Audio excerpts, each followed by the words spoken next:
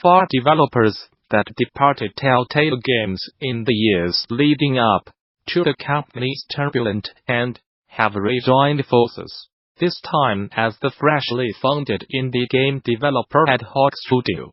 The team is made up of Michael Chong, Nick Herman, Anis Leonard, and Pierre Schratt, and aims to use its small studio size to explore adventures and risky ideas that they say would typically be difficult to pitch and develop with a larger team. We liked the idea that if it was just the four of us, we'd be able to more confidently wade into unfamiliar water, explained Leonard in an interview with Variety.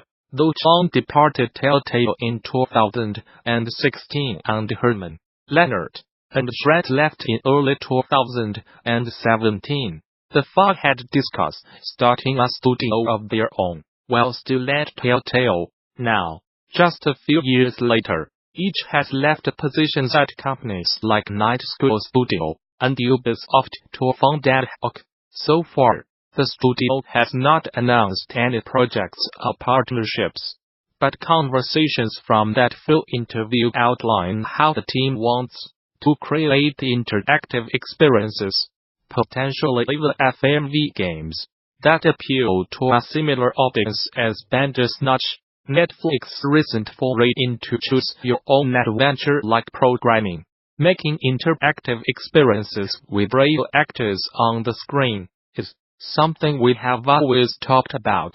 Schratt tells Variety, "We all have backgrounds and interest in film and television, so combining that with our experience in games is something we are exploring right now. If you have any interest in level design, you will want to check out the popular Level Design Workshop at the 2019 Game Developers Conference next month, where you will get a chance to learn from folks who have worked on everything from big-budget blockbusters to resting indie games. Notably, if crafting believable, authentic levels where it feels like real people live and work is important to you, check out the GD 2019 Design Track Talk on Hitman Levels as Social Spaces, the social anthropology of level design. Presented by IO Interactive Level Designer Matty Pope and Fontenderson. This level design workshop session will consist of 3 sections. First, Matt will cover framing and the analysis that sparked a change in the way the Hitman 2 team approached level design. Next, he will present an analysis of what happens when you look at game spaces as social spaces, and how that played out in the pre-production design of the levels in Hitman 2. Finally, Matt will discuss how the results of this exercise resulted in joining some new phrases and concepts that affected Hitman 2 from pre-production onward. The level design workshop will also play host to fantastic talks like Building New York in Marvel's Spider-Man, It's Still Just Level Design, in which Insomniac's Joseph Benavidez will share the fundamental level design principles that has HMPDMAVELS Spider-Man, and rewarding exploration with collectibles and gatherables. A talk from writer and designer Leah Miller that's all about the best ways to place collectible items and other gatherables in your levels. Do not miss it. For more details on this and many more talks, check out THEGDC 2019 session scheduler. There you can begin to lay out your GD 2019, which takes place March 18th through the 22nd at the newly renovated Moscone Center in San Francisco. Bring your team to GD, register a group of 10 or more and save 10% on conference passes. Learn more.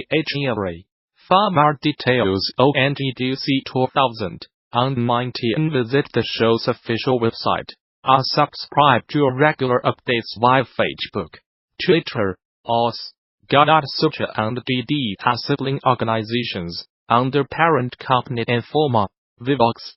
the communications platform that powers games like Fortnite and League of Legends, is releasing a SDK that gives Nintendo Switch developers the ability to use the company's text and voice chat tools in their own multiplayer games. It's a welcome utility for devs working with the console since Nintendo's flagship system is not exactly known for intuitive voice chat options, even for the company's first-party games, like Splatoon 2, according to VentureBeat. Vivo Access Tech also offers support for cross-platform play right out of the box, a feature that is creeping up more and more for multiplayer games, with games like Fortnite, Minecraft, and Rocket League now offering cross-console play on several systems. Vivox itself was recently acquired by Unity, though the Switch SDK itself had been in the works months before that agreement came to be. Vivox also notably offers appeals tools for free to smaller developers, so long as less than 5,000 players are logged into that Vivox using game at once. More information on that program and Vivox itself can be found on the platform's website. The division was an ambitious project for the team at Ubisoft Massive, who were tasked with designing a system from the ground up. So how did they do it? In this 2017 DD Talk, Ubisoft Massive's Christians have covers some of the major lessons learned while developing new technology and creating the way for the division. Each lessons have in parts, is backed by the examples of the challenges the team at Ubisoft Massive encountered when creating a new technology, specifically for the game. UI programmers interested in how the UI was created for the division may appreciate that they can now watch the talk completely free via the official GD YouTube channel. In addition to this presentation, THEGDC Vault and its accompanying YouTube channel offers numerous other free videos, audio recordings, and slides from many of the recent game developers conference events, and the service offers even more members-only content for DD Vault subscribers. Those who purchased all access passes to recent events, like DD Vault, already have full access to DD Vault, and interested parties can apply for the individual subscription via the DD Vault subscription page. Group subscriptions are also available. Game-related schools and development studios who sign up for DD Vault Studio subscriptions can receive access for their entire office or company by contacting staff via the THEGDC Vault Group subscription page. Finally, current subscribers with access issues can contact DD Vault technical support. Gamasutra and DD are sibling organizations under parent of Americas. The Epic Game Store has altered its refund policy, so users can return games they have played for less than 2 hours within 14 days of purchase. It's a change that means the fledgling marketplace, which only launched in December last year, now offers exactly the same refund options as competitor Steam.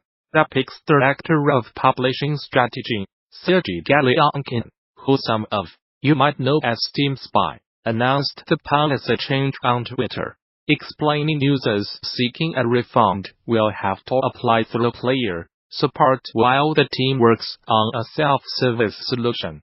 He also revealed the storefront now supports regional prices for 30 different countries, with more to be added in the future.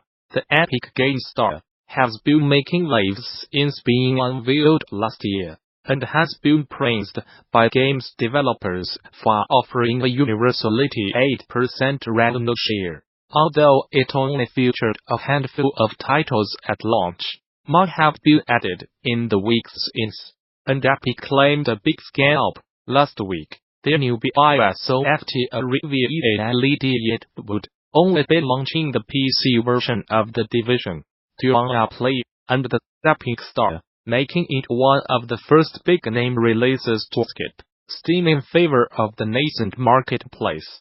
Hey game makers, do not forget, Game Developers Conference organizers have released AdHoc results of the 7th Annual State of the Industry Survey, revealing major trends in the game industry ahead of GD 2000. On 19-inch March, the survey compiles responses from nearly 4,000 game developers, and it contains some intriguing findings, which may help us better understand where the game industry is headed.